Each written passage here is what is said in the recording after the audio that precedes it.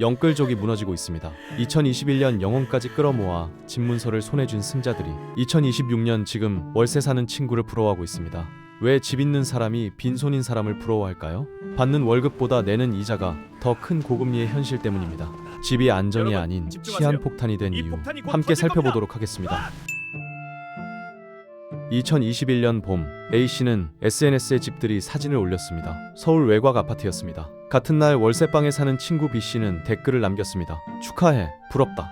그러나 그 부러움 뒤에는 냉소가 숨어 있었습니다. B씨는 속으로 생각했습니다. 이자만 얼마인데. 그래도 A씨는 당당했습니다. 집값은 오를 거고 시세 차익이 이자를 이길 거야. 5년 뒤 두 사람은 다시 만났습니다. A씨는 낡은 패딩을 입고 나왔고 구형 핸드폰의 케이스는 모서리가 벗겨져 있었습니다.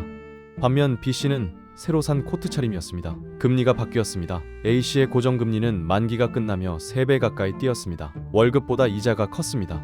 관리비와 통신비를 빼면 마이너스였습니다. 신용카드로 생활비를 메우고 다음 달 또 같은 일이 반복됐습니다. 집을 팔까 고민했지만 집값은 이미 떨어진 뒤였습니다. 팔아도 손에 쥐는 현금은 적었고 5년간 낸 이자를 생각하면 손실은 더 컸습니다. 이게 자산인가 감옥인가? 반면 B씨는 달랐습니다. 5년간 쓴 주거비는 A씨가 이자로 날린 돈의 3분의 1도 안 됐습니다. B씨는 꾸준히 저축해 목돈을 모았습니다. 집값이 내려간 지금 B씨는 기회를 기다렸습니다. 숫자는 명확했습니다. 순자산 차이는 엄청났습니다. 집문서 한 장이 만든 격차였습니다. 술자리가 끝나고 A씨는 혼자 남았습니다. 집으로 돌아가는 길 아파트 현관문을 열며 생각했습니다. 이게 내 집인가 은행 집인가? 승자와 패배자를 가른 건 집의 유무가 아니었습니다. 바로 현금의 유무였습니다. A씨의 급여 명세서를 펼쳐봤습니다. 실수령액보다 이자가 컸습니다. 월급날 아침 통장 잔액은 한 끼 외식비만 남았습니다. 관리비 고지서가 날아왔습니다. 관리비 통신비만 내도 이미 마이너스였습니다. A씨는 체크카드를 접었습니다. 신용카드로 생활비를 돌리기 시작했습니다. 대출을 받을 때는 달랐습니다. 금리가 낮았고 이자를 내고도 절반 이상이 남았습니다. 버틸만 했습니다. 그러나 고정금리 기간이 끝났습니다. 새 금리는 3배 가까이 뛰었지만 월급 인상은 미미했습니다. 왜 이런 일이 벌어졌을까요? 코로나 위기 당시 정부는 대출 규제를 풀었습니다. 지금 아니면 평생 집을 못 산다는 공포가 퍼졌습니다. 주택 대출이 폭발적으로 증가했습니다. 그러나 상황이 바뀌었습니다. 미국이 금리를 올리자 한국도 따라갔습니다. 기준금리가 급등했습니다. 집을 팔아도 손에 쥐는 돈은 적었고 5년간 낸 이자를 생각하면 손실은 더 컸습니다. 버틸 현금이 없었습니다. 영끌족의 함정은 여기에 있었습니다. 집을 사는 순간 모든 현금을 쏟아부었습니다. 비상금은 없었습니다. 집을 사고 나면 저축할 여력도 없었습니다. A씨는 부업을 알아봤습니다. 그러나 몸이 버티지 못했습니다. 결국 남은 방법은 지출을 줄이는 것뿐이었습니다. 그 판단을 만든 건 숫자가 아니라 사람들이었습니다. 부모님이 먼저 말을 꺼냈습니다. 우리가 도와줄게. 지금 안 사면 나중엔 더 못 산다. 어머니는 적금을 깨고 아버지는 퇴직금 일부를 내놨습니다. A씨는 고개를 숙였습니다. 부모님 노후 자금을 건드리는 게 마음에 걸렸지만 이 기회를 놓치면 평생 집을 못 살 것 같았습니다. 회사 선배가 등을 떠밀었습니다. 나도 작년에 샀어? 벌써 많이 올랐다고. 후배도 집을 샀다는 소식이 들렸습니다. 자네만 안 샀네. 그 말이 A씨를 조급하게 만들었습니다. 부동산 중개인은 재촉했습니다.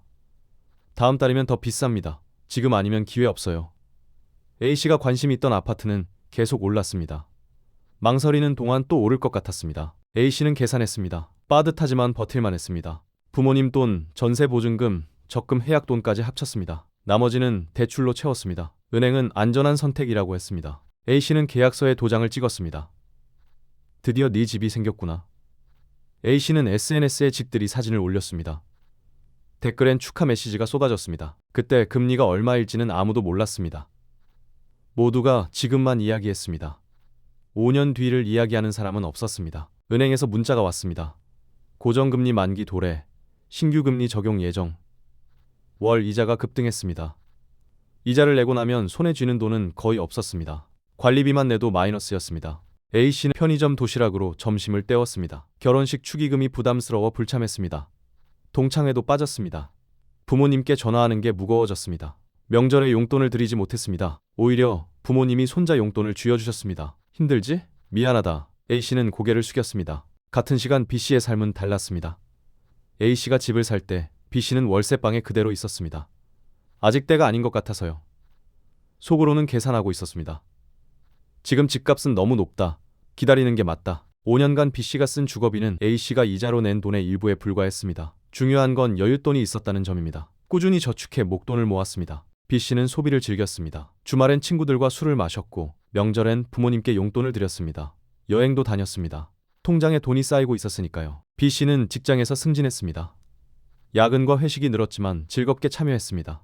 집 걱정이 없으니 일에 집중할 수 있었습니다. 5년 전엔 A씨가 B씨를 불쌍히 여겼습니다. 그러나 지금은 반대였습니다. 집 있는 사람이 집 없는 사람을 부러워하는 시대가 왔습니다. B씨에게 집은 선택이었습니다. 사도 되고 안 사도 됐습니다. 현금이 있으니 자유로웠습니다. 반면 A씨에게 집은 족쇄였습니다. 팔 수도 없고 버티기도 힘들었습니다. B씨는 집을 사기로 결정했습니다.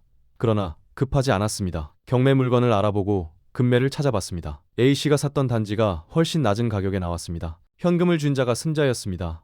집 문서를 준 자는 패배자가 됐습니다. A씨는 더 이상 버틸 수 없다는 걸 깨달았습니다. 결단을 내렸습니다. 집을 팔기로 했습니다. 손해를 보더라도 현금 흐름을 회복해야 했습니다. 부동산에 매물을 내놨습니다. 5년 전보다 훨씬 낮았습니다. 한 달이 지났지만 연락이 없었습니다. 가격을 낮췄습니다. 겨우 계약이 성사됐습니다. 대출을 갚았습니다.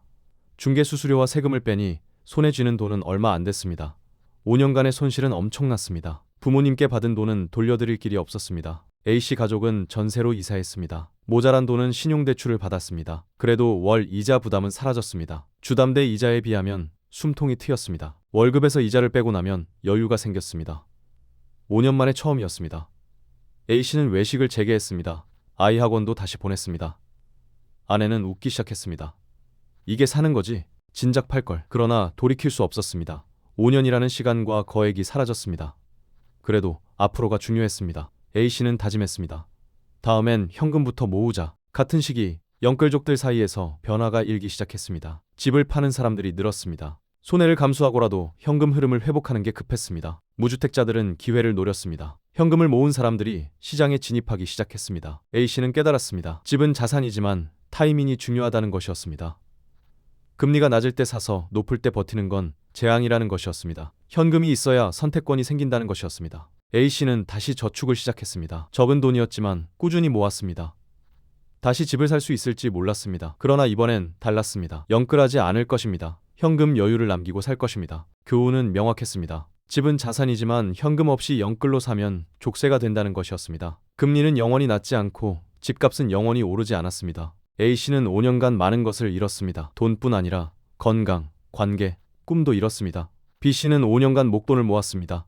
돈뿐 아니라 자유, 선택권, 미래도 얻었습니다. 같은 시간, 다른 선택이었습니다. 광풍은 많은 영끌족을 만들어냈습니다. 정부가 대출 문턱을 낮추고 은행이 경쟁적으로 돈을 빌려줬습니다. 지금 아니면 평생 못 산다는 공포가 합리적 판단을 흐렸습니다. 한국은 여전히 집을 자산의 중심에 놓습니다. 집이 있어야 안정적이라고 믿습니다. 그러나 A씨의 사례는 반대를 보여줍니다. 현금 없는 집은 안정이 아니라 불안이었습니다. 앞으로 금리는 어떻게 될까요? 집값은 다시 오를까요? 아무도 확신할 수 없습니다. 그러나 한 가지는 확실합니다. 현금을 가진 사람이 선택권을 쥔다는 것입니다. 위기가 왔을 때 버틸 수 있는 건 집 문서가 아니라 통장 잔고입니다. A씨는 이제 알았습니다. 집은 삶을 위한 도구이지 삶을 거는 도박이 아니라는 것이었습니다. 영끌은 도전이 아니라 위험이었습니다. 현금 여유를 남기고 사는 게 진짜 자산가의 길입니다. 두 사람 모두 한 가지는 같았습니다. 앞으로는 현금을 먼저 모으겠다는 다짐이었습니다. 영끌족의 시대는 끝나가고 있습니다. 이제는 현금족의 시대입니다. 집이 아니라 통장 잔고가 안정을 만듭니다. 5년간의 잔혹한 교훈이 남긴 메시지였습니다.